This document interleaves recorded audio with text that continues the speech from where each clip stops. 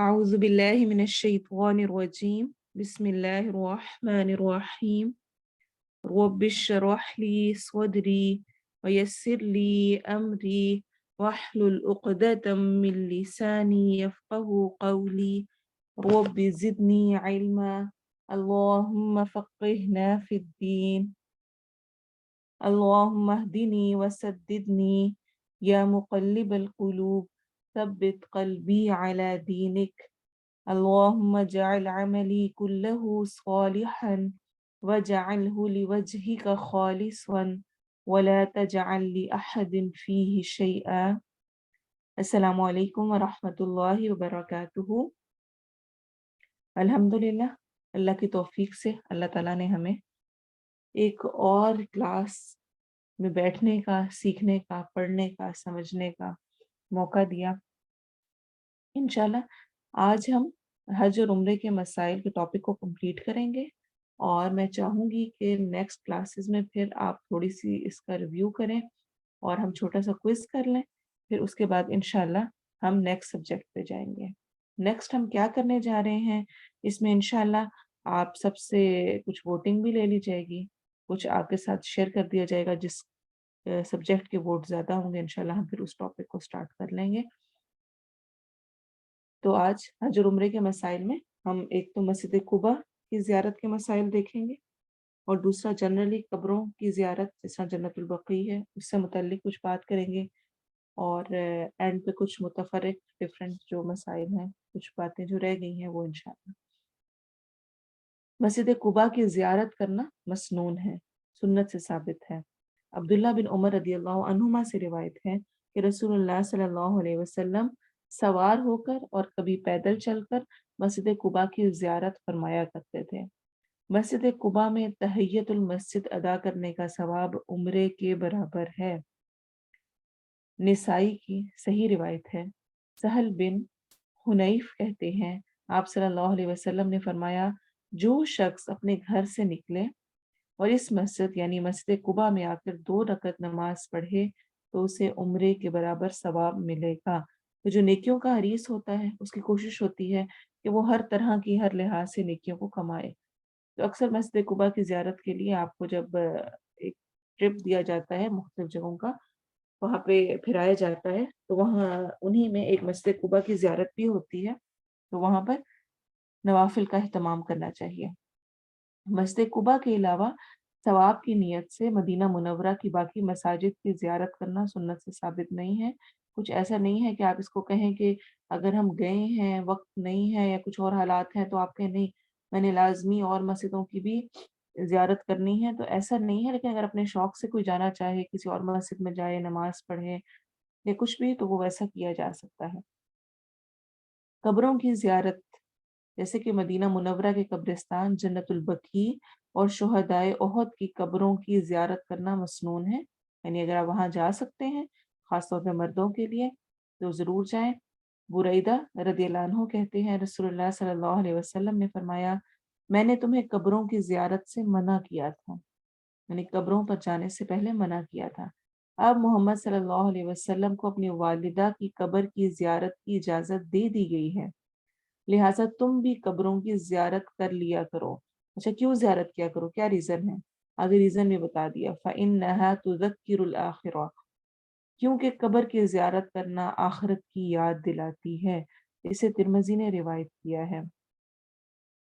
زیارت قبور کے موقع پر درج ذیل دعا مانگنا مسنون ہے، یہ ہم سب کو یاد ہونی چاہیے، کیونکہ ہمارا اکثر و بیشتر گزر قبرستان کے پاس سے ہوتا رہتا ہے، کبھی گریو یارڈ کے کبھی کہیں آتے جاتے ہیں، تو ہمیں یہ دعا یاد ہونی چاہیے تاکہ ہم یہ دعا فوراً قبروں کو دیکھ کے مانگ سکیں۔ بریدہ رضی اللہ عنہ فرماتے ہیں قبرستان جانے کے لیے آپ صلی اللہ علیہ وسلم صحابہ کرام کو یہ دعا سکھایا کرتے تھے، السلام علیکم اہل الدیار من المؤمنین والمسلمین وَإِنَّا إِن شَاءَ اللَّهُ بِكُمْ لَلَاحِقُونَ نَسْأَلَ اللَّهُ لَنَا وَلَكُمُ الْعَافِيَةَ۔ صحیح مسلم کی روایت ہے۔ اے اس گھر کے رہنے والے مومنوں اور مسلمانوں، تم پر سلامتی ہو، ہم بھی انشاءاللہ تمہارے پاس آنے والے ہیں، ہم اپنے لیے اور تمہارے لیے اللہ سے عافیت مانگتے ہیں۔ सही मुस्लिम की रिवायत है और कितनी प्यारी दुआ है। उनको भी सलाम भेज दिया कि तुम पर सलामती हो, और साथ अपने लिए भी याद दहानी कि हम भी तुम्हारे पास आने वाले हैं। हम अपने लिए और तुम्हारे लिए आफ़ियत माँगते हैं, अल्लाह से खैर माँगते हैं। आप सल्लल्लाहु अलैहि वसल्लम की कब्र मुबारक की ज़ियारत के बाद फ़ौरन जन्नतुल बकी की ज़ियारत का ख़ुसूसी एहतमाम करना, ऐसा कोई सुन्नत से हमें साबित नहीं मिलता है, इसकी कोई ऐसी ज़रूरत नहीं है। लेकिन जब जाया जाए तो जाकर उन कब्रों पर दुआ करके वापस आ जाना चाहिए। कब्रिस्तान जाकर जब आप किसी कब्र पे जाते हैं तो आपको क्या करना है? सिर्फ़ और सिर्फ़ जो हमें एक चीज़ एक पता चलती है वो ये कि उसकी उनके लिए मग़फ़िरत की दुआ कर लें। वहाँ बैठकर कुछ और पढ़ने का हमें कहीं पर नहीं मिलता। दुआ मग़फ़िरत की जो कि हमें सिखाई गई हैं, वो भी हमें ज़रूर याद होनी चाहिए। जिस तरह अल्लाहुम्मा इग़फ़िर लहू वरहमहू वआफ़िही वअफ़ु अन्हु वाली दुआ है, और ऐसे ही अल्लाहुम्मा इग़फ़िर लिहय्यिना व मय्यितिना व शाहिदिना व ग़ाइबिना। ख़वातीन के लिए ख़ास तौर पर आप सल्लल्लाहु अलैहि वसल्लम ने कसरत से कब्रों पर ज़ियारत करने वालियों पर लानत फ़रमाई है। तो कभी-कभार तो या जिसका बहुत करीबी कोई गया है, अगर वो कर रहा है, कभी जाता है, तो उसकी तो इजाज़त दी गई है, लेकिन रोज़ का मामूल बनाना, और औरतों को इसलिए भी मना किया गया है चूँकि औरतें अपने आप को, अपने जज़्बात को कंट्रोल नहीं कर पाती हैं। वहीं पे अगर वो नोहा करना शुरू कर दें और मारना-पीटना, रोना और पर्दे का एहतमाम ना करें, तो ये ख़ासी ख़तरनाक चीज़ें हैं। इनको अवॉइड करना चाहिए। अगर औरत ने जाना भी हो तो मुकम्मल पर्दे में अपने आप को सही तरह कवर करके और वहाँ जाकर ऊँची-ऊँची रोना या चीखना-चिल्लाना, इससे भी परहेज़ करना चाहिए। कुछ और बातें जैसे कि आप सल्लल्लाहु अलैहि वसल्लम ने सारी हयात तैयबा में, यानी आप सल्लल्लाहु अलैहि वसल्लम की सारी ज़िंदगी में 4 उम्रे और 1 हज अता फरमाया। 4 उम्रे और 1 हज। क़तादा रज़ियल्लाहु अन्हु रिवायत करते हैं कि अनस रज़ियल्लाहु अन्हु ने उन्हें बताया कि आप सल्लल्लाहु अलैहि वसल्लम ने 4 उम्रे अदा किए हैं। हज वाले उम्रे के सिवा बाकी सारे उम्रे ज़ुल्क़ादा के महीने में अदा किए हैं। एक उम्रा हुदैबिया से, यानी सुलह हुदैबिया के मौके पर ज़ुल्क़ादा में, दूसरा अगले साल ज़ुल्क़ादा में, तीसरा ज़ुल्क़ादा में जअराना से, जहाँ पर नबी सल्लल्लाहु अलैहि वसल्लम ने ग़ज़वे हुनैन के माल गनीमत की तक़सीम की थी, और चौथा वो उम्रा जो आप सल्लल्लाहु अलैहि वसल्लम ने ज़ुल्हज्जा में अपने हज के साथ अदा फरमाया। इसे मुस्लिम ने रिवायत किया है। यानी 1 हज में शामिल हो गया तो 3 बाकी बचे, 3 वो उम्रे और 1 हज। इससे हमें ये बात भी समझ आती है कि असल मकसद वहाँ पर जाकर अल्लाह को राज़ी करना है, उम्रों की तादाद को बढ़ाना नहीं है। हमारे यहाँ आम ये अब रवाज बढ़ता जा रहा है और ये बिदआत जन्म लेती जा रही हैं कि हम चाहते हैं कि हम एक ही ट्रिप में कई-कई उम्रे कर लें। हालाँकि आप सल्लल्लाहु अलैहि वसल्लम से एक ट्रिप में एक ही उम्रा साबित है। हाँ, ये तो किया जा सकता है और ये बहुत बड़ी सहूलत है और इंसान के लिए खुशकिस्मती की बात है कि उसको अगर दोबारा से किसी ऐसे मकाम पर पहुँचने का मौका मिलता है मीक़ात पर, कि वहाँ से वो एहराम बाँध के दोबारा आ सकता है। जैसे कि जब हम जाते हैं मक्का और उसके बाद मदीना जाते हैं, तो मदीना से वापसी पर चूँकि वहाँ से भी मीक़ात बनता है, तो आप आकर उम्रा कर सकते हैं दोबारा। यानी मैक्सिमम 2 उम्रे किए जा सकते हैं। लेकिन जो ये है कि मस्जिद आयशा से बार-बार जाना और जाकर रोज़ पहनना, एक तो वो मिकात ही नहीं है, सिर्फ़ मिकात की कंडीशन उनके लिए है मस्जिद आयशा वाली जगह, जिस खातून को मेंसेस आ गए हों और वो उसको ना कर सकी हो किसी मजबूरी की वजह से, हज का कुछ नहीं कर सकी, उम्रे से मुतल्लिक कोई चीज़ नहीं कर सकी, तो वो अपना उम्रा जब वो पाक होगी तो वो कर लेगी वहाँ से पहनकर। उसके अलावा किसी के लिए भी वहाँ से करने का कहीं पर भी हमें हदीस में नहीं मिलता है। और असल सवाब जिसमें हम पढ़ चुके हैं, एक तवाफ़ का एक गुलाम आज़ाद करने के बराबर है। और तवाफ़ करें वहाँ पे कसरत से। तवाफ़ के लिए उम्रा अलग से करना कोई शर्त नहीं है। कुछ ये नहीं है कि उम्रे का आप इहराम बाँधेंगे ही तो आप तवाफ़ कर सकते हैं। तवाफ़ तो आप जितने मर्ज़ी जब मर्ज़ी करें, और जैसे कि मैंने पहले भी कहा था कि नमाज़ 1 लाख नमाज़ का सवाब है। अब क्या होता है अक्सर लोगों को, अगर आपने खुद भी इस तरह का किया हो, मस्जिद आयशा का एक्सपीरियंस किया हो या आपने लोगों को देखा हो, लोग इतने थके-हारे वो मस्जिद आयशा जाते हैं, उसमें उनकी फजर मिस होती हो, उसमें फिर आते हैं, पहुँचते करते ज़ोहर किसी की मिस हो जाती है। तो वो असल जो अजर वाला काम है, शैतान का सबसे बड़ा वार ये होता है कि वो ज़्यादा अजर वाले काम से हमें कम की तरफ लेके जाए, اور دوسرا چونکہ ہمیں سنت میں ملتا ہی نہیں ہے کہ آپ صلی اللہ علیہ وسلم نے کبھی بھی اس کو میقات قرار دیا یا وہاں سے آپ نے خود احرام پہن کر آئے، باقی جگہوں سے کیا۔ تو اس لیے جو عمرہ کر لیا اس پر قناعت کریں اور اس کو کافی سمجھیں، اور اس کے علاوہ جو مسنون امور کہے گئے ہیں وہی ادا کریں۔ نفلی حج انسان جتنی مرتبہ چاہے ادا کر سکتا ہے۔ عبداللہ بن عباس رضی اللہ عنہما سے روایت ہے کہ اقرا بن حابس نے نبی صلی اللہ علیہ وسلم سے عرض کیا، یا رسول اللہ صلی اللہ علیہ وسلم، کیا حج ہر سال فرض ہے یا ایک ہی بار ہے؟ آپ صلی اللہ علیہ وسلم نے فرمایا ایک ہی بار فرض ہے، البتہ جو طاقت رکھے وہ نفل حج ادا کرے۔ اسے ابن ماجہ نے روایت کیا ہے۔ حج اور عمرے کا ثواب خرچ اور تکلیف کے مطابق ملتا ہے۔ عائشہ رضی اللہ عنہا سے روایت ہے کہ ایک موقع پر آپ صلی اللہ علیہ وسلم نے ان سے عمرے کے ثواب کے بارے میں فرمایا کہ اس کا ثواب خرچ یا مشقت کے مطابق ملتا ہے۔ اسے بخاری نے روایت کیا ہے۔ یعنی جس کے پاس پیسے نہیں ہیں اور وہ جوڑ جوڑ کے مشکل سے پورے کرتا ہے اور کر کے جاتا ہے، یا کوئی بیمار ہے اور وہ اپنی بیماری کے باوجود ہمت کرتا ہے، جاتا ہے، اس بیماری میں بھی عبادت کا اہتمام کرتا ہے، تو اس کا اجر، یعنی ہر انسان کا اجر اس کی مشقت کے اعتبار سے ہے، جو اس نے محنت کی، جو ایفرٹ پٹ کی، جو اسٹرگل کیا، اس کے مطابق اس کو اس کا ریوارڈ ملے گا۔ حج یا عمرے میں زیادہ اجر و ثواب حاصل کرنے کی نیت سے اپنے آپ کو جان بوجھ کر مشقت میں ڈالنا یہ بھی جائز نہیں ہے، ٹھیک ہے؟ یعنی ایکسٹرا چیزوں کو اپنے لیے لازم کر لینا، جس طرح کہ میں نے ابھی یہ مثال دی ہے کہ ہر روز عمرہ کرنا ہے جی، ہر روز ادھر جانا ہے، جا کے یہ کرنا ہے، وہ سب کچھ، تو ایسا کچھ نہیں، یا کچھ بھی اس قسم کا اہتمام۔ یاد رکھیں ہمارا دین فطرت انسانی پر ہے، یہ جو انسان کی فطرت ہے اس کے مطابق ہے۔ تو جب انسان دین پر جو کچھ بتایا گیا نا اس پر عمل کرتے ہوئے چلتا ہے تو کیا ہوتا ہے؟ وہ آسانیوں کے ساتھ کر لیتا ہے۔ جہاں پر وہ بدعات میں پڑتا ہے اور اپنی عقل استعمال کرتے ہوئے کہتے ہیں نہیں میں تو یہ کروں گا، تو کیا ہوتا ہے؟ وہیں پر وہ خود کو مشقت میں ڈال لیتا ہے۔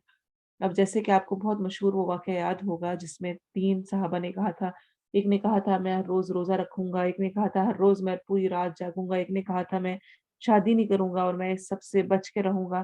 تو آپ صلی اللہ علیہ وسلم نے غصے کا اظہار کیا تھا کہ میں نبی ہوں، جب میں تمہیں یہ بتا رہا ہوں، یہ سکھا رہا ہوں، تو پھر اس طرح کا کرنے کا کوئی حکم نہیں ہے۔ ہمیں اللہ تعالیٰ نے جو جذبات و احساسات دیے ہیں، ہمارے جسم کی جو ضروریات رکھی ہیں، ان کے ساتھ ہی ہمارے دین کو ہم پر مبعوث کیا ہے کہ ہم ان کو پورا کرتے ہوئے جائز طریقے سے ایک لمٹ میں رہتے ہوئے ہم اپنی عبادات کو کر سکتے ہیں۔ انس رضی اللہ عنہ سے روایت ہے کہ آپ صلی اللہ علیہ وسلم کا گزر ایک ایسے بوڑھے شخص پر ہوا جو اپنے 2 بیٹوں کے سہارے چل رہا تھا۔ آپ صلی اللہ علیہ وسلم نے دریافت فرمایا کیا حال ہے اس کا؟ لوگوں نے عرض کیا یا رسول اللہ صلی اللہ علیہ وسلم، اس نے بیت اللہ شریف تک پیدل چل کر پہنچنے کی منت مانی ہے۔ تو آپ نے ارشاد فرمایا اللہ تعالیٰ اس بات سے بے نیاز ہے، اس کو کوئی فرق نہیں پڑتا کہ یہ شخص اپنے آپ کو عذاب میں مبتلا کرے۔ راوی کہتے ہیں پھر آپ صلی اللہ علیہ وسلم نے اسے حکم دیا کہ سوار ہو جائے۔ اسے ترمذی نے روایت کیا ہے، ترمذی کی صحیح حدیث ہے۔ تو یہ ہمیں کیا بات سمجھا رہی ہے کہ ویسے آپ ویل چیئر پہ ہیں، آپ کو مشقت ہے، لیکن آپ کے نہیں میں نے طواف کھڑے ہو کے کرنا ہے، اور اس کھڑے ہو کے کرنے میں اور چلنے میں آپ نے دوسروں کو بھی مشقت میں ڈالا ہے، مجھے پکڑو، پکڑ کے چلاؤ، میں نے چل کے کرنا ہے، اور اس میں آپ کی اتنی زیادہ آپ کی ایفرٹ لگ رہی ہے کہ اس میں آپ کا عبادت کی طرف دھیان نہیں ہے، بس یہ ہے کہ میں بس چل لوں، تو اس قسم کی کوشش نہیں کرنی چاہیے۔ عبادات پہ جتنا فوکس ہو سکے کرنا چاہیے، لیکن ساتھ اپنے آپ کو اتنا زیادہ نعمتوں میں پلا ہوا بھی نہیں رکھنا چاہیے کہ انسان وہاں کی نیکیوں سے بھرپور فائدہ نہ اٹھا سکے۔ ایک چکر لگا کر آئے تو اس کے بعد اتنا تھک جائے کہ باقی نمازوں کے لیے ہوٹل میں بیٹھا رہے، یا ایک طواف کیا تو اس کے بعد اتنا تھک ہار گئے کہ اب اگلا طواف کرنے کی ہمت ہی نہیں چھوڑی۔ تو اعتدال کے ساتھ اور جتنی نیکیوں کو کما سکیں اتنی کوشش کرنی چاہیے۔ اپنے آپ کو اسی پہ نہیں کہ نہیں میں پھر یہ ہو جائے گا پھر وہ ہوگا، بہت اپنے آپ کو ڈھیلے بھی نہیں چھوڑنا چاہیے، لیکن یہ ہے کہ بہت زیادہ شدید اس طرح کی مشقت جو کہ آپ نہیں کر سکتے جیسا کہ یہاں پہ ذکر ہے، اس کو بھی اوائڈ کرنا چاہیے۔ اور انسان خود کو خود بہتر جانتا ہوتا ہے، وہ کتنا سارا کر سکتا ہے۔ تو اللہ نے اگر آپ کو نیکی کا موقع دیا، آپ عمرے کے لیے پہنچے آپ اللہ کے گھر کا طواف کر سکتے ہیں، آپ کے پاس 24 گھنٹے موجود ہیں، اور اس میں آپ مشکل سے ایک طواف کر کے تسلی کر کے بیٹھ جائیں، تو یہ اس کا حق نہیں ہوگا نا۔ ہمیں خود اس کی سمجھ رکھنی چاہیے کہ ہم نے کتنی ایفرٹ پٹ کرنی ہے۔ کتنے لوگ ایسے ہیں جو کہ وہاں جانے کی خواہش رکھتے ہیں اور وہ نہیں جا سکتے۔ تو اگر اللہ نے مجھے وہ چانس دیا ہے تو مجھے اس سے بھرپور فائدہ اٹھانا چاہیے جتنا میں اٹھا سکوں۔ حتیم، کعبہ شریف کا غیر مسقف حصے میں نماز ادا کرنا مستحب ہے۔ حتیم آپ جانتے ہیں جو کعبہ کے گرد جو اس کی سائڈ پر گول سی جگہ ہے وہ۔ حضرت عائشہ فرماتی ہیں کہ میں کعبہ شریف میں داخل ہو کر نماز پڑھنا چاہتی تھی، آپ صلی اللہ علیہ وسلم میرا ہاتھ پکڑ کر مجھے حتیم میں لے گئے اور فرمایا جب تم بیت اللہ شریف کے اندر نماز پڑھنا چاہو تو یہاں حتیم میں کھڑے ہو کر نماز پڑھ لو، یہ بھی بیت اللہ شریف کا حصہ ہے۔ تیری قوم نے بیت اللہ شریف کی تعمیر کے وقت حلال کمائی میسر نہ ہونے کی وجہ سے اسی غیر مسقف حالت میں یعنی بغیر چھت کے تھوڑا سا تعمیر کر دیا تھا۔ اسے نسائی نے روایت کیا ہے، صحیح روایت ہے، ٹھیک ہے۔ یعنی کہ حتیم بھی کعبہ کا حصہ ہی ہے، لیکن اس وقت جب کہ تعمیر کی گئی تھی تو آپ کو وہ واقعہ اچھی طرح سے معلوم ہوگا کہ اس وقت سب نے مل کر، حالانکہ وہ مشرکین تھے لیکن ان کو اس چیز کا خیال تھا کہ یہ اللہ کا گھر ہے تو اس میں صرف ہم نے اپنی حلال کمائی لگانی ہے۔ تو وہ جو سب نے مل کر مکہ والوں نے جمع کی تھی نا اپنی حلال کمائی، اس سے اتنی سی تعمیر ہی ہو سکی تھی کہ وہ جو کعبہ اس وقت بنا ہوا ہے اور جو حتیم کی وہ دیوار بنی ہوئی ہے، وہ پوری اوپر تک اس لیے نہیں ہو سکی اور اس کی چھت اس لیے نہیں ڈل سکی کہ حلال کمائی ختم ہو گئی تھی ان کے پاس، تھی نہیں۔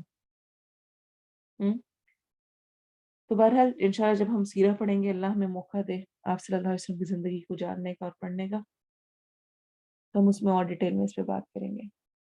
بیت اللہ شریف کے اندر جانے کی سعادت نصیب ہو تو بیت اللہ کے دروازے کے مقابل کی دیوار کی طرف منہ کر کے ستونوں کے درمیان کھڑے ہو کر 2 رکعت نماز ادا کرنی چاہیے۔ اس کے بعد بیت اللہ شریف کے چاروں کونوں میں کھڑے ہو کر اللہ کی تکبیر، توحید اور تحمید کے کلمات نیز توبہ و استغفار اور دعائیں مانگنی چاہیے۔ عبداللہ بن عمر رضی اللہ عنہما فرماتے ہیں کہ رسول اللہ صلی اللہ علیہ وسلم کعبہ شریف میں داخل ہوئے اور نکلنے ہی والے تھے کہ مجھے کوئی چیز یاد آ گئی اور میں وہاں سے چلا گیا اور جلدی جلدی واپس آ گیا، لیکن اتنے میں ہی آپ صلی اللہ علیہ وسلم کو کعبہ شریف سے نکلتے ہوئے پایا۔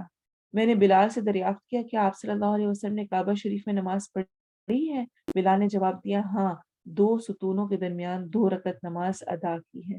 عبداللہ بن عمر کیا کہتے ہیں؟ کیوں ان کو جلدی تھی؟ تاکہ وہ دیکھنا چاہتے تھے کہ آپ صلی اللہ علیہ وسلم یہاں پر کیا کریں گے، کیسے کریں گے۔ اتنا زیادہ شوق تھا کہ ہر چیز کو جانے کس طرح کیسے کس وقت کرتے ہیں۔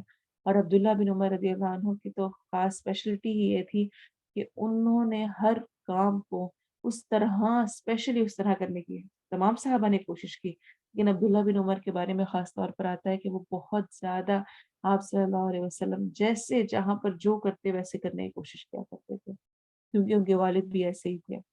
عمر رضی اللہ عنہ کے بارے میں آتا ہے کہ وہ ایک جگہ تھی، ایک درخت کے پاس سے گزرتے، جب وہاں سے گزرتے 2 نفل پڑھ لیا کرتے۔ لوگوں نے کہا کہ یہ تو نماز کا وقت نہیں ہے، آپ یہاں نماز کیوں پڑھ رہے ہیں؟ تو حضرت عمر کا سمپل سا آنسر تھا، کیونکہ میں نے ایک دفعہ آپ صلی اللہ علیہ وسلم کو یہاں پہ نماز پڑھتے دیکھا تو میں بھی یہاں پڑھ لیتا ہوں۔ تو حضرت عمر کے بیٹے ہی عبداللہ بن عمر بھی تھے، ان کے بھی ایسے ہی طریقہ کار تھے۔ بہرحال اسامہ بن زید رضی اللہ عنہ سے روایت ہے کہ آپ صلی اللہ علیہ وسلم کے ساتھ کعبہ شریف میں داخل ہوئے۔ کون؟ اسامہ بن زید۔ پھر حدیث بیان کی اور کہا کہ نماز کے بعد آپ صلی اللہ علیہ وسلم کعبہ شریف کے کونوں یعنی کارنرز کی طرف متوجہ ہوئے اور ہر کارنر کے سامنے کھڑے ہو کر تکبیر، توحید اور تحمید کے کلمات ارشاد فرمائے، اللہ سے دعا کی اور استغفار کی۔ حجر اسود اور مقام ابراہیم دونوں جنت کے پتھر ہیں۔ آپ صلی اللہ علیہ وسلم نے فرمایا حجر اسود اور مقام ابراہیم جنت کے قیمتی پتھروں میں سے 2 پتھر ہیں۔ اللہ تعالیٰ نے دونوں پتھروں کی روشنی ختم کر دی ہے، اگر اللہ تعالیٰ ایسا نہ کرتا تو یہ دونوں پتھر مشرق اور مغرب کے درمیان ہر چیز کو روشن کر دیتے۔ ابن خزیمہ کی حسن روایت ہے۔ حجر اسود جنت سے اتارا گیا پتھر ہے جو دودھ کی طرح سفید تھا لیکن لوگوں کے گناہوں کی وجہ سے سیاہ ہو گیا، اور حجر اسود کو چومنا اور بیت اللہ شریف का तवाफ करना शिरक नहीं बल्कि आप सल्लल्लाहु अलैहि वसल्लम की इत्तबा और पैरवी करना है। ये चीज़ भी हमें क्लियर होनी चाहिए। बहुत सारे नॉन मुस्लिम्स ये क्वेश्चन करते हैं, ये बहुत दफ़ा ये मुसलमानों पे एतराज़ उठाया जाता है कि ये तुम तो कहते हो कि हम बुतों को या इस तरह की चीज़ों को नहीं मानते, लेकिन तुम लोग खुद जाकर काबा शरीफ का उसका वहाँ पर तवाफ करे, इबादत करे और उधर मांग रहे होते हो।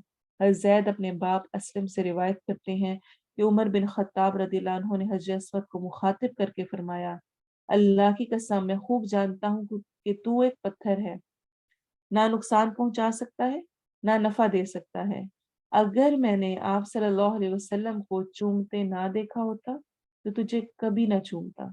ये कहकर हजरत अस्वद का इस्तेलाम किया, फिर फरमाने लगे, अब हमें तवाफ के पहले 3 चक्रों में रमल करने की क्या जरूरत है? रमल तो मुशरिकों को दिखाने के लिए था, यानी जो तेज तेज चलना है, और अब अल्लाह ने उन्हें तबाह कर दिया। फिर खुद ही फरमाया, कोई चीज़ जिसे आप सल्लल्लाहु अलैहि वसल्लम ने किया हो उसे छोड़ना हम पसंद नहीं करते। बुखारी की रिवायत है।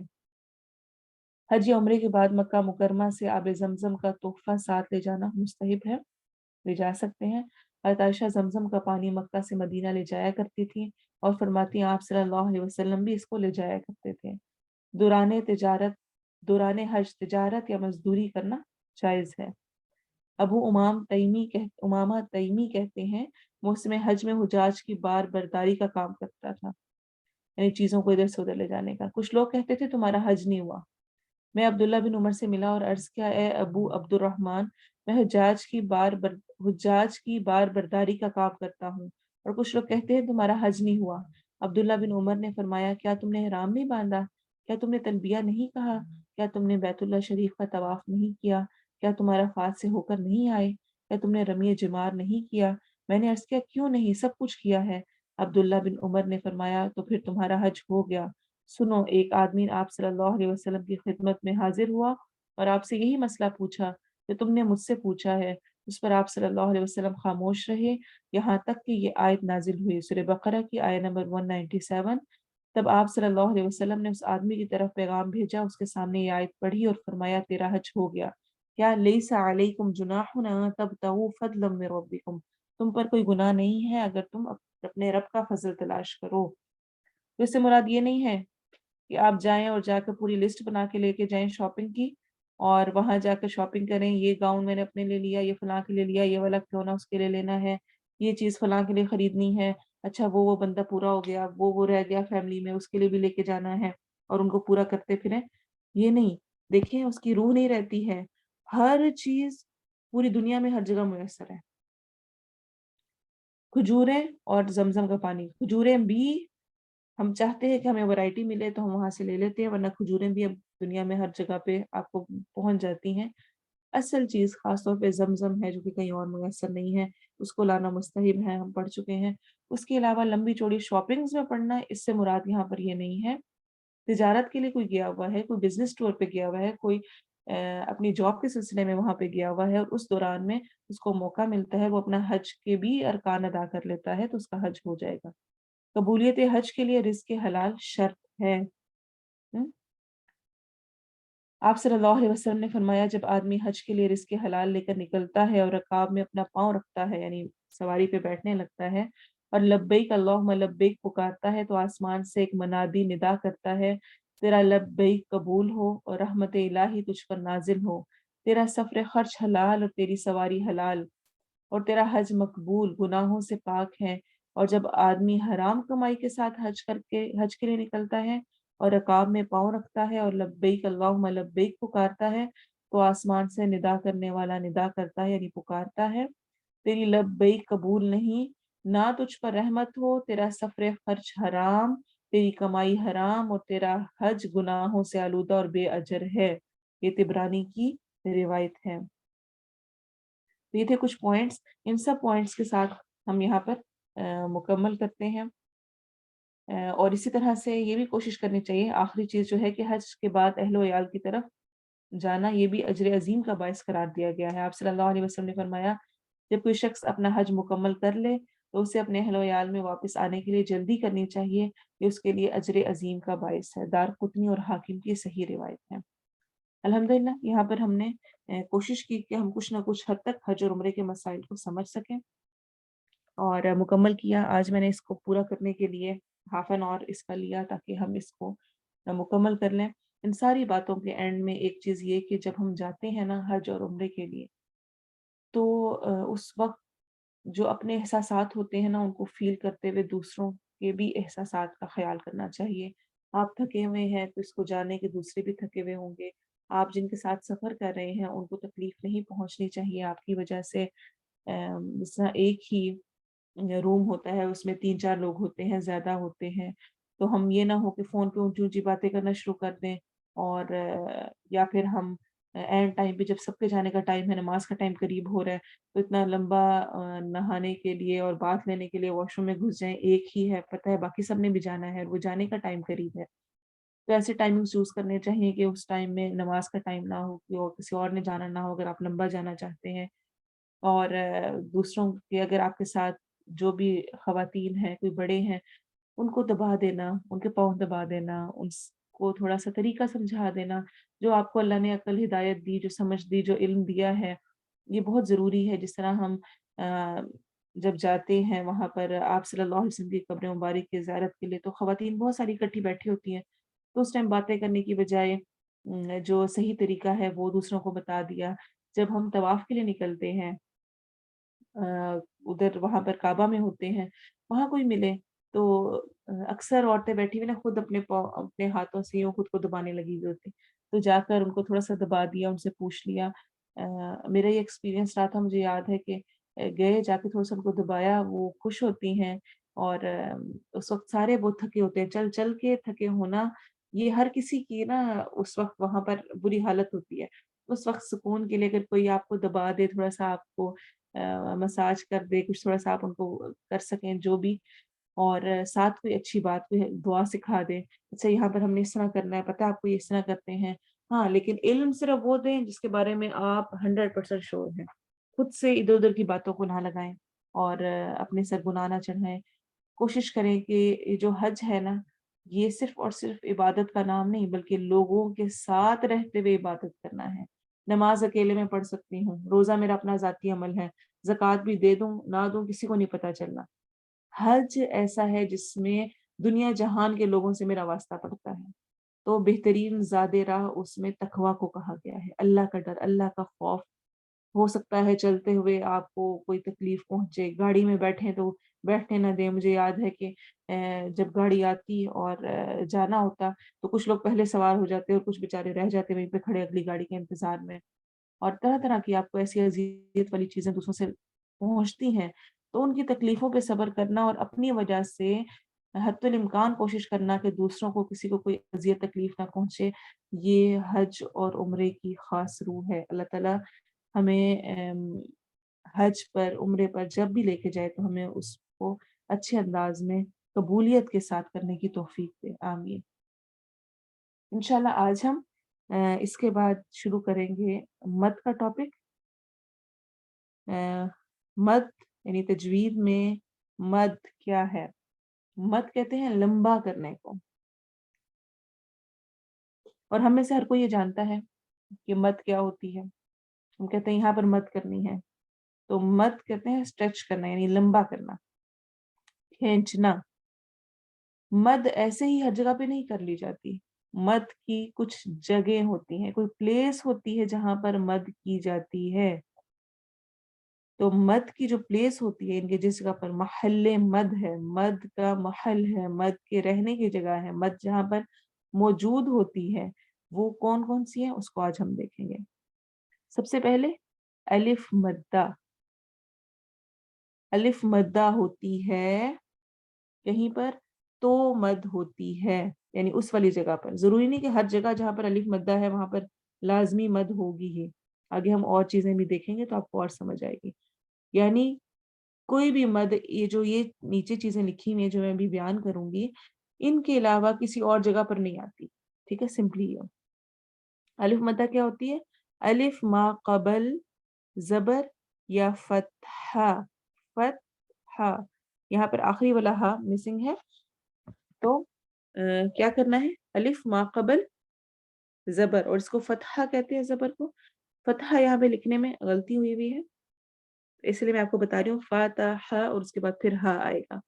جیسے کہ مثلاً قول، یہ کیا ہے؟ الف مدہ ہو رہا ہے.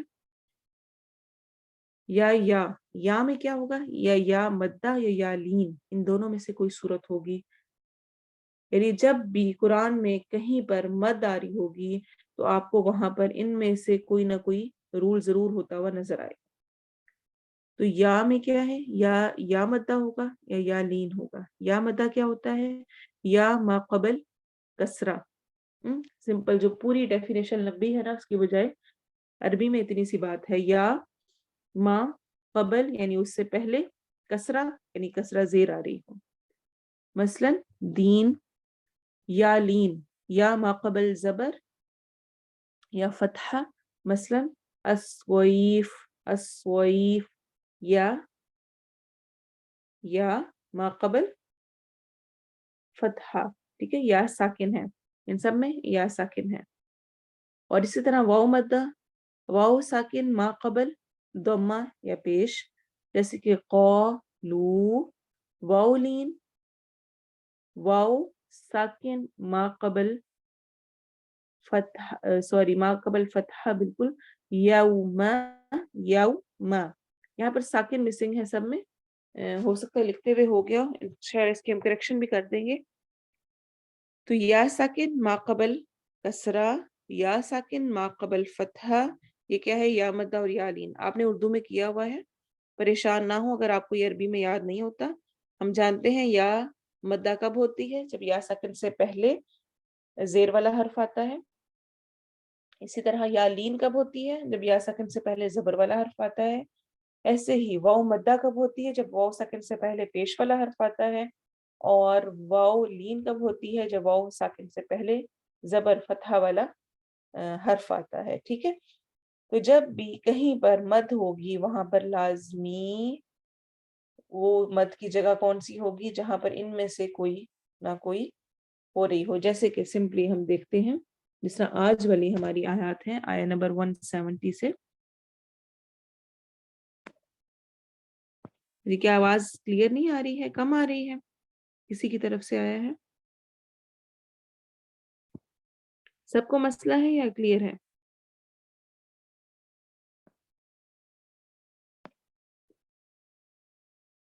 اچھا ٹھیک ہے، کلیئر ہے. اچھا، جیسے کہ آیت نمبر 169 میں دیکھیں، انما یأمرکم بالسوء والفحشاء. سوء میں مد آ رہی ہے. کیا مد والی جگہ پر کچھ ان میں سے کوئی نشانی ہے؟ الف واو یا مدہ یا واو یا لین، ان میں سے کچھ آ رہا ہے؟ سمپلی ہم نے یہ کہا ہے نا کہ الف واو یا مدہ اور واو یا لین، ان میں سے کچھ نہ کچھ مد والی جگہ پر لازمی موجود ہوگا. کیا چیز ہے؟ کیا آ رہا ہے یہاں پر بالسوء میں؟ ان پانچوں میں سے جو الف واو یا مدہ اور واو یا لین میں سے کچھ بالسوء میں موجود ہے، بتائیں،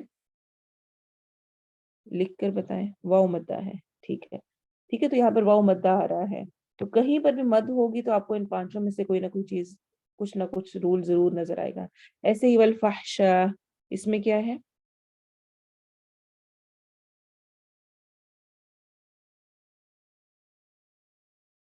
والفحشاء میں کیا ہے؟ بتائیں. الف مدہ آ رہا ہے. ٹھیک ہے، شاباش. اچھا، اگلی آیت میں دیکھیں، وَإِذَا قِيلَ لَهُمُ اتَّبِعُوا مَا أَنزَلَ اللَّهُ. ماں پہ کیا ہے؟ ماں پہ بھی الف مدہ ہے، تو ہم یہاں پر مد کر رہے ہیں. اچھا، اسی طرح سے آگے دیکھتے ہیں، ما الفینا، اس میں بھی ماں میں الف مد آ رہی ہے. آباءنا میں بھی آبا میں الف مد ہے. اسی طرح اولو کان آباؤہم، اس میں اگین مد آ رہی ہے تو ساتھ الف مدہ ہو رہی ہے. ایسے ہی آیت نمبر 171 میں دعاءن میں الف مدہ ہو رہی ہے. اور ایسے ہی آیت نمبر 173 میں وما احل میں الف مد ہو رہی ہے. اور فلا اثم میں بھی الف مد ہو رہی ہے. تو یعنی الف واو یا مد یا واو یا لین، ان میں سے کچھ نہ کچھ آ رہا ہوتا ہے جب ہم مد کرتے ہیں. کب کیسے کیا آ رہا ہوتا ہے، انشاءاللہ اس کو ہم وقت کے ساتھ پڑھتے جائیں گے اور آپ کو اور کلیئر ہوتا جائے گا۔ اب ہم آتے ہیں انشاءاللہ اپنی ان آیات کی تفسیر پہ، آیت نمبر 170 سے 173، اور اس کو کرنے سے پہلے میں تھوڑی سی بات دوبارہ سے ایک دفعہ وائنڈ اپ کروں گی جو ہماری لاسٹ ٹائم رہ گیا تھا علاج کے طور پر، کہ ہم نے خود کو بے حیائی سے اور ان چیزوں سے کیسے بچانا ہے، اس کا علاج کیا ہوگا، اس پر تھوڑی سی بات کرتے ہیں، اور اس کے بعد انشاءاللہ ہم ان آیات کو دیکھیں گے۔ ایک تو یہ کہ علم نافع، جو میں نے آپ سے پہلے کہا تھا کہ علم نافع ہونا چاہیے، نفع مند علم ہمارے پاس ہونا چاہیے، اس کی کوشش ہونی چاہیے، کیونکہ اس سے کیا ہوتا ہے کہ انسان بہت دفعہ گناہ کی طرف جاتا ہے، انسان ہے نا، نسیان سے ہے، بھول جاتا ہے، کرنے لگ جاتا ہے، لیکن جب علم نافع پاس ہوتا ہے، جس طرح ابھی آپ پڑھ رہے ہیں، آپ سمجھ رہے ہیں، آپ سیکھ رہے ہیں، تو ایسا نہیں ہوگا کہ اب آپ سارے وہ جو کام اگر آپ کے اندر کوئی نہ کوئی آپ ان چیزوں میں انوالو ہیں یا آپ کی زندگی میں ایسی چیزیں موجود ہیں تو 100% آپ ان کو اوائڈ کر لیں گے، نہیں۔ وہ چیزیں ہو سکتا ہے کہ دوبارہ سے پیش آئیں، کبھی آپ اس کو کریں، کبھی نہ کریں، کبھی کچھ چھوڑیں، کبھی کچھ رہ جائے، لیکن آپ کا ذہن بار بار آپ کو ضرور بتائے گا، آپ کا ضمیر آپ کو بار بار جگائے گا کہ دیکھو تم نے یہ پڑھا ہے، یہ کیا ہے، اب اس کو ایسے نہیں کرنا۔ اور ہو سکتا ہے کہ جو وہ 10 دفعہ ایک چیز ہوتی تھی وہ اب 5 دفعہ پہ چلی جائے، 6 7 دفعہ پہ چلی جائے، 3 دفعہ پہ اوائڈ کر جائے، یا 2 دفعہ پہ چلی جائے۔ تو ختم تو بالکل نہیں ہوتا نا ایک دم سے، آہستہ آہستہ اسٹیپ بائی اسٹیپ ہوتا ہے، اور کچھ ماشاءاللہ بہت جو اسٹرانگ ایمان والے ہوتے ہیں وہ اس کو 100% بھی چھوڑ دیتے ہیں، تو یہ اللہ کی توفیق سے ہوتا ہے، لیکن اس کے لیے علم نافع کو حاصل کرنا انتہائی ضروری ہے۔ امام ابن قیم فرماتے ہیں، اور اصلاح کے لیے جامع بات یہ ہے کہ آپ اپنے ذہن و فکر کو ان علوم و تفکرات کی معرفت میں لگا دیں، یعنی اپنے آپ کو، اپنے ذہن کو ان علوم کے ساتھ، علم میں، تفکرات یعنی ان فکروں میں لگا دیں، ان کی معرفت میں، ان کو جاننے میں لگا دیں جن کا جاننا آپ کے لیے ضروری ہے، جیسے توحید اور اس کے حقوق، موت اور اس کے بعد جنت یا جہنم میں داخل ہونا، اعمال کی آفات اور ان سے بچنے کے طریقے وغیرہ، یعنی اس طرح کی چیزوں میں انسان کو خود کو انوالو کر لینا چاہیے۔ پھر معاذ اللہ، اللہ کا ڈر رکھنا، اور یہ کہنا انی اخاف اللہ، میں اللہ سے ڈرتی ہوں۔ کوئی کچھ کہے کسی چیز میں انسسٹ کرے نا کہ آ جاؤ، تمہارا گناہ ہم اپنے سر لیں گے، ایسے لوگوں کو بھی دیکھا ہوا ہے۔ شادی پہ کہتے ہیں آؤ تصویریں بنوا لو، کوئی بات نہیں، میں تمہارے حصے کا گناہ لے لوں گی۔ یہ کیا تم نے دوپٹہ لیا ہوا، چھوڑ چھوڑ اتارو ابھی، یہاں پہ نہیں اچھا لگ رہا ہے، خیر ہے میں تمہارا بوجھ اٹھا لوں گی۔ اتنے آرام سے لوگ ایسے سینٹینسز بول رہے ہوتے ہیں اور دوسرے لوگوں کو گناہوں پہ اکسا رہے ہوتے ہیں، تو آسان سا اس کا ریٹرن بیک، یعنی کہ آپ نے اس کے جواب میں کیا کہنا ہے، انی اخاف اللہ، میں اللہ سے ڈرتی ہوں، معاذ اللہ، اللہ کی پناہ۔ یہ الفاظ ہمیں سکھائے گئے ہیں۔ آپ صلی اللہ علیہ وسلم نے فرمایا 7 آدمی ایسے ہوں گے جن کو روز قیامت اللہ اپنے سائے میں جگہ دے گا، اور اب جانتے ہیں کوئی سایہ نہیں ہوگا، سورج اتنا قریب ہوگا، لوگ اپنے پسینے میں ہی ڈبکیاں لگا رہے ہوں گے اپنے اعمال کے مطابق۔ اس وقت 7 لوگ، 7 پیپل عرش کے سائے میں ہوں گے، شیڈ میں ہوں گے۔ ان میں سے ایک وہ آدمی ہے جس کو کسی بڑے منصب والی اور خوبصورت عورت نے برائی کی دعوت دی، مگر اس نے کہا انی اخاف اللہ، میں اللہ سے ڈرتا ہوں۔ سیم ایز اپوزٹ، یعنی اپوزٹ بھی کر لیں۔ مالو جاہ والا خوبصورت مرد نے ایک عورت کو بلایا، اور وہ عورت کہی انی اخاف اللہ، میں اللہ سے ڈرتی ہوں۔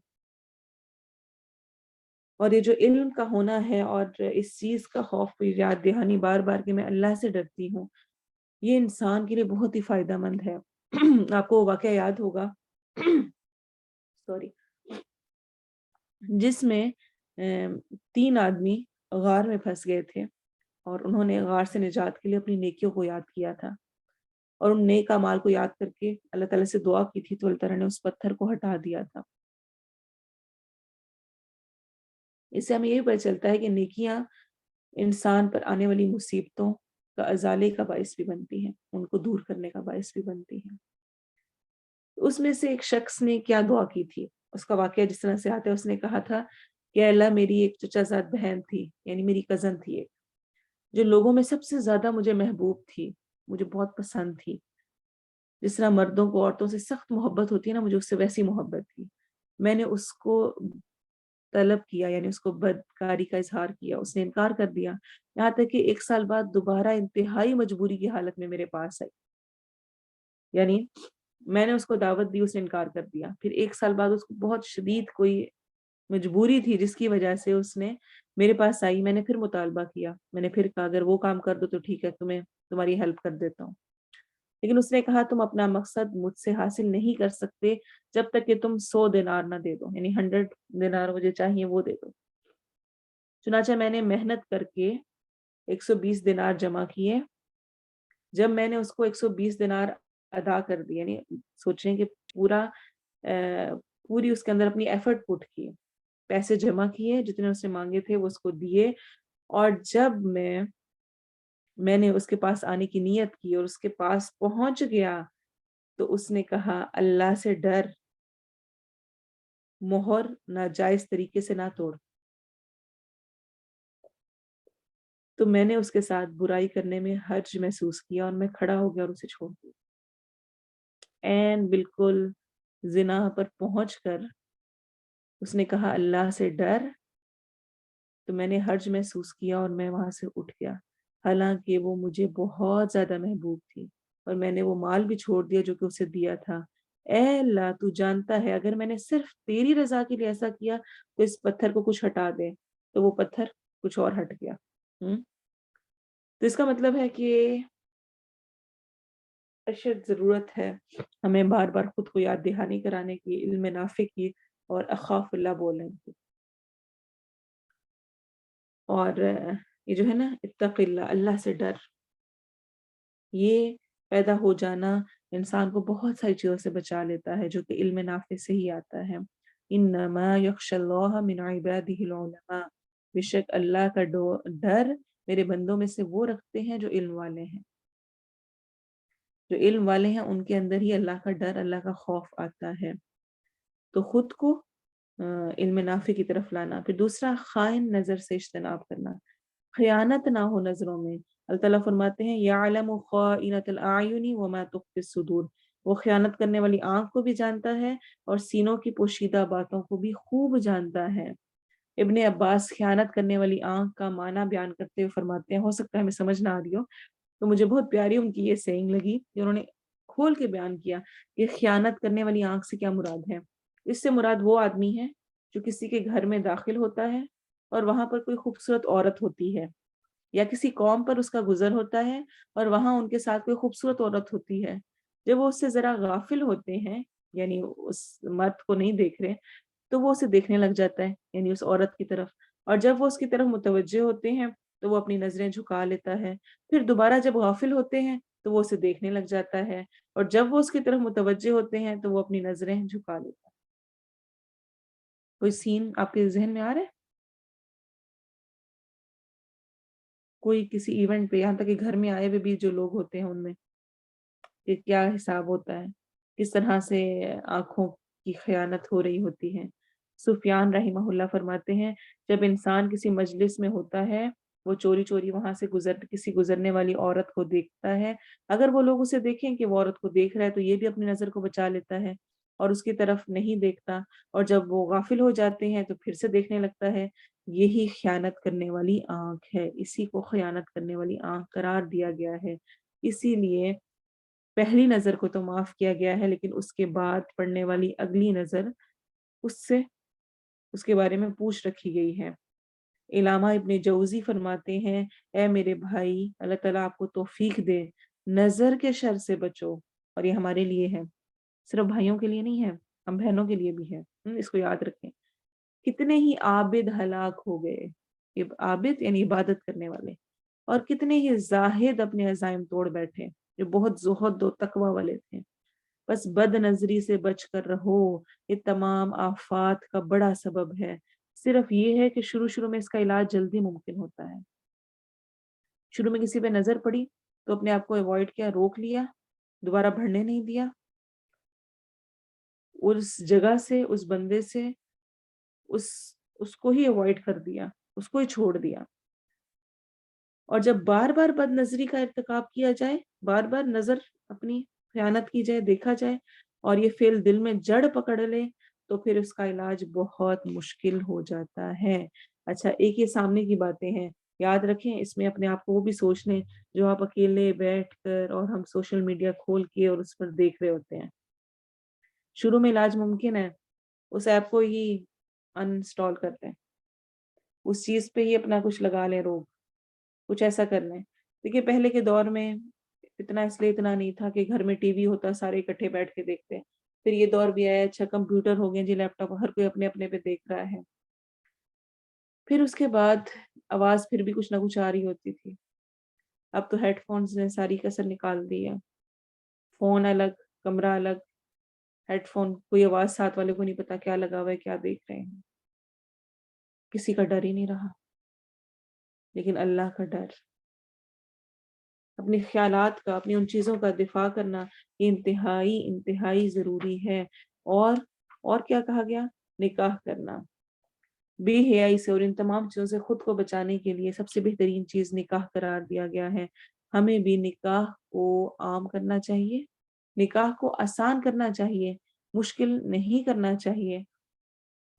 ہم نکاح پہ اتنا کچھ سوچتے ہیں، لڑکے کا کرنے لگے بھی کہ ابھی وہ کماتا نہیں ہے، ابھی اس کے یہ مسئلے ہیں، ابھی وہ یہ کرتا ہے، لڑکی کا بھی ابھی پڑھ رہی ہے، ابھی اس کی ایجوکیشن کمپلیٹ نہیں ہوئی، اور ان دونوں کو لگائے رکھتے ہیں، وہ ادھر لگا رہتا ہے، وہ ادھر جاب کے چکر میں اور وہ پڑھنے کے چکر میں، اور اسی میں ساری بدفعلیاں اور چیزیں، کیونکہ انسان کی فطرت ہے نا، اور خاص طور پہ جوانی میں قدم رکھتے ساتھ ہی یہ تمام اس کے جذبات ابھرنا شروع ہو جاتے ہیں، اس کو ضرورت ہوتی ہے ان کو کمپلیٹ کرنے کی، تسکین دینے کی، اور جب اتنے مواقع میسر ہوں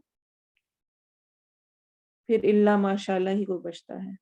تو ایسے میں نکاح کو آسان کرنا ہم والدین کا فرض ہے۔ آپ صلی اللہ علیہ وسلم نے فرمایا، اے جوانوں کے گروہ، تم میں جو نکاح کرنے کی طاقت رکھتا ہو اسے چاہیے کہ وہ نکاح کر لے، کیونکہ نکاح آنکھوں کو بہت زیادہ نیچے رکھنے والا اور زنا سے محفوظ رکھنے والا ہے، اور جو طاقت نہ رکھے تو وہ اپنے اوپر روزے کو لازم کر لے تو بلا شبہ یہ اس کے لیے ڈھال ہے۔ تو کیا سکھایا گیا؟ ایک تو یہ کہ نکاح کر دیا جائے، سب سے بہتر یہ ہے، اور دوسرا کیا ہے؟ اگر کوئی نکاح نہیں کر سکتا، ایسی سچویشن ہے، تو پھر روزے رکھنے چاہیے۔ روزے رکھنا انسان کے نفس کو کنٹرول میں کرتا ہے، یعنی کبھی آپ کو لگ رہا ہو کہ آپ ان چیزوں میں زیادہ انوالو ہو رہے ہیں تو پوری نیت کے ساتھ روزہ رکھا جائے، اپنے آپ کو، اپنی شہوت کو، اپنی ان جذبات کو کنٹرول کرنے کے لیے۔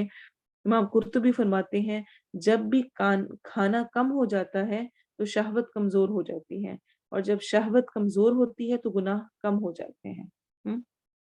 تو نیت کے ساتھ روزہ رکھا جائے۔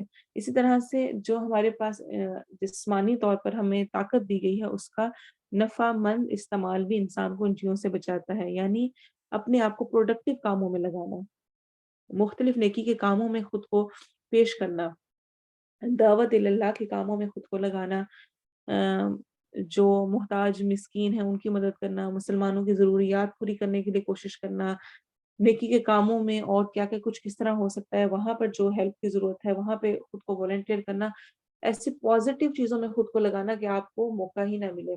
کبھی کبھار جب آپ بہت بزی ہوتے ہیں تو کیا ہوتا ہے، رات کو لیٹ کر بھی انسان ہمت نہیں کر رہا ہوتا کہ جب فون پکڑ کے دیکھے، بس تھکے ہارے فوراً گرتے ہیں، گر کے سو جاتے ہیں۔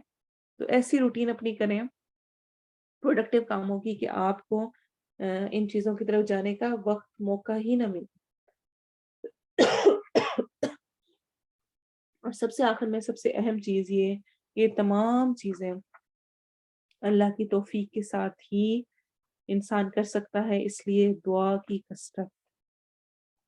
جو چیز نہیں چھوٹ رہی، جو بہت مشکل ہے، میں چھوڑنا چاہ رہی ہوں، میرا ذہن، دماغ، میرا دل سب کچھ کہتا ہے کہ میں یہ ٹھیک نہیں دیکھتی، میں یہ ٹھیک نہیں کرتی، لیکن رہا نہیں جاتا، اس میں اللہ سے توفیق مانگے، اللہ سے دعا مانگے۔ جس طرح آپ صلی اللہ علیہ وسلم نے شکل بن حمید کو ایک دعا سکھائی تھی، اللہم انی اعوذ بک من شر سمعی ومن شر بصری ومن شر لسانی ومن شر قلبی ومن شر منیی۔ अबू दाऊद और निसाई की रिवायत है। "ऐ अल्लाह मैं तेरी पनाह मांगती हूँ अपनी समात के शर से, अपने सुनने के, और अपनी बसारत के शर से, देखने के शर से, और अपनी जुबान के शर से, और अपने दिल के शर से, और अपनी मनी यानी अपनी शहवत के शर से, कि मैं उस लज्जत में कुछ गलत काम करूं। तो ये तो थी कुछ चीजें जो कि हमें हुक्म दिया गया है कि हमें कोशिश करें हम अपने इलाज के तौर पर हम इन चीज़ों को करें। मुझे लगा कि अगर हम सिर्फ़ ये बातें करके कि ये चीज़ें बेहयाई की हैं और वहीं पर टॉपिक को ख़त्म कर देंगे, तो इस्लाह कैसे होगी? हमेशा जब भी किसी मसले को पॉइंट आउट किया जाए, तो उस में का इलाज कैसे हो, उसकी इस्लाह कैसे हो, उसकी डिस्कशन ज़रूर होनी चाहिए। इस वजह से मैंने आज दोबारा से इस टॉपिक को छेड़ा और इस पर बात की। हमारी अगली आयत में आयत नंबर 170 से शुरू हो रही हैं, इसको देखते हैं। वइज़ा क़ील लहुमुत्तबिऊ मा अंज़लल्लाह, और जब कहा जाता है उन्हें पैरवी करो उसकी जो नाज़िल किया अल्लाह ने। ये जो कुछ अल्लाह ने उतारा है, जो कुछ अल्लाह ने बताया है, उसको मानो, उसकी पैरवी करो। सही जो कुरान में लिखा हुआ है, जो सही अहादीस में मौजूद है, उसको फॉलो करो। क़ालू, वो कहते हैं, बल नत्तबिउ मा अल्फ़ैना अलैहि आबाअना, तो कहते हैं नहीं, बल्कि हम पैरवी करेंगे उसकी जिस पर हमने अपने आबा-ओ-अजदाद को पाया है, जो हमारे बड़े करते आए थे। अल्लाह ताला फरमा रहे हैं, अवलौ कान आबाउहुम ला यक़िलून शैअन व ला यहतदून, क्या भला अगरचे उनके बाप दादा के पास अकल ना हो, वो हिदायत याफ्ता ना हो, उनको समझ ना हो, तब भी तुमने उन्हीं की माननी है। आप देखिए, हम दुनिया के मामले में अपने बड़ों को फॉलो करते नहीं। अम्मा आपको नहीं पता कि अब आजकल ये ट्रेंड नहीं है, ये चीज़ ऐसे नहीं चलती। ना हम खाने-पीना वैसा खाते हैं जैसे कि वो खाते थे, ना हम वैसे घरों में रहते हैं, ना हम वैसी सवारियाँ इस्तेमाल करते हैं, ना हम वैसा पहनते-ओढ़ते हैं। हमारे बोलने के, हमारी हर चीज़ के अंदाज़ बदल गए हैं। लेकिन दीन के मामले में अगर हमें कोई बात बताता है, सिखाता है, समझाता है, तो हम कहते हैं, नहीं हमारे बड़े-बूढ़े ये करते आए हैं, क्या वो गलत करते आए हैं जो इतनी नस्लों से चला आ रहा है? हो सकता है, क्योंकि आपके बाप-दादा इंसान थे और इंसान से गलती हो सकता है उन तक इल्म नाफ़े वैसे पहुँचा ही ना हो, उनको समझ ही ना हो। बहुत सारे लोग बाप-दादा की पैरवी को अपने ऊपर बस एक खौल चढ़ा के कबूल करके बैठ जाते हैं कि चूँकि हमारे यहाँ शुरू से ये होता आया है, ये महफ़िल, ये मजलिस होती आई है, और चूँकि हमारे यहाँ ये रवाज है, चूँकि हमारे यहाँ सर पे कुरान रख कर ही बेटी को रुख़सत करना है, बस हमारे यहाँ ये चल रहा है, चाहे उसकी कोई हकीकत है, नहीं है, हमने वो करना ही करना है। तो अल्लाह ताला बहुत क्लियर अल्फ़ाज़ में हमें बता रहे हैं। जब उनसे कहा जाता है कि जो अल्लाह ने नाज़िल किया है उसकी पैरवी करो, वो सुनो, वो मानो, तो वो आगे से क्या कहते हैं? हम तो वही करेंगे जो हमारे आबा-ओ-अजदाद ने किया, जो हमारे बड़े करते रहे। क्या भला आबा-ओ-अजदाद अक़ल से ही काम लेने वाले ना, वो ही हिदायत पर ना हों? इसको भी तो सोचो ना, ज़रूरी तो नहीं, देखिए हर इंसान को अ, हर एतबार से परफेक्शन नहीं मिली हो सकती। हो सकता है कि किसी के पेरेंट्स दुनिया के एतबार से बहुत ज़बरदस्त हों, बहुत अच्छे उनको मशवरे दे सकते हों, उस एतबार से गाइड कर सकते हों, लेकिन दीनी एतबार से उनके पास इल्म मौजूद ना हो। तो जब उनकी बात में लॉजिक, रीज़निंग नहीं है, वो अक़ल इस्तेमाल नहीं कर रहे हैं, उनके पास दीन का इल्म नहीं है, तो फिर उनको फ़ॉलो करना ज़रूरी नहीं है। इसका हरगिज़ ये मतलब नहीं है कि उनके साथ बदतमीज़ी की जाए, उनकी बेइज़्ज़ती की जाए, उनकी बात को और उनको अहमियत ना दी जाए। सब कुछ किया जाएगा, उनकी रिस्पेक्ट की जाएगी, मुशरिक वालिदैन तक के साथ हुस्न सलूक का हुक्म है। लेकिन जहाँ पर अल्लाह की फ़र्माबरदारी के खिलाफ बात होगी, वहाँ पर उसको नहीं माना जाए। और अगर हक आपके सामने पेश हो गया है, आपको पता चल गया है, तो उस खैर से अपने वालिदैन को भी मुनव्वर करें, उनको भी बताएँ। ना कि ये कि खुद भी अपने ऊपर पर्दा चढ़ा लें कि नहीं, नहीं मैंने नहीं सुनी क्योंकि मेरे अम्मा-अब्बा ने मुझे ये नहीं बताया था, तो तुम पता नहीं कौन-सी बात बता रहे हो। यही हाल मुशरिकीन मक्का का था। क्यों नहीं वो मानते थे? यही कहते थे हमारे आबा-ओ-अजदाद तो ऐसे नहीं करते थे। उनके यहाँ तो हमने नहीं सुना, ये तुम नई बातें आकर करने लग गए हो, नई बातें बताने लग गए हो। आज तक तो कभी हमने ये नमाज़ इस तरह नहीं पढ़ी थी, अब तुमने ये नई बातें बता दी हैं। हमारा दीन इतना खूबसूरत है, आप देखिए, जब हम क़ियाम के लिए खड़े होते हैं नमाज़ में अल्लाहू अकबर कह के, तो हमें 3 तरीके सुन्नत से साबित हैं कि 3 तरह से हम हाथ बाँध सकते हैं। अब कम अकल कोई आकर कहे लो तुमने इस तरह हाथ बाँधा हुआ है, میں نے تو آج तक कभी किसी को नहीं बांधे हुए देखा।